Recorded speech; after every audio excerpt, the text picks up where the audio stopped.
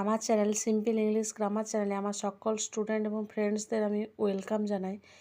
আজ আমি ভয়েস চেঞ্জের ফিউচার টেন্স সম্পর্কে বলবো।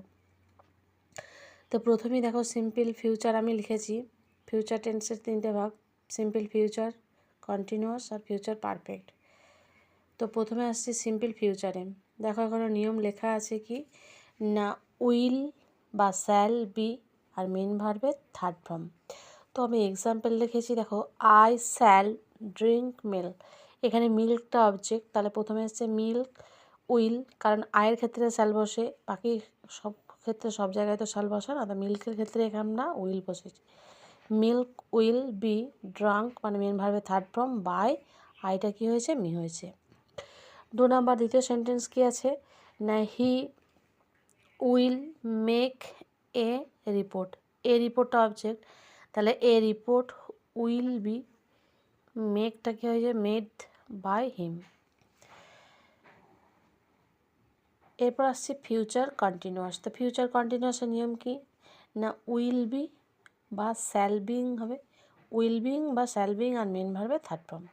তো দেখো এখানে she will giving a gift, কী হয়েছে না, এ গিফটটা যেহেতু আমার অবজেক্ট, তাহলে a gift will being given by, সিটা কী হয়ে গেছে, হার।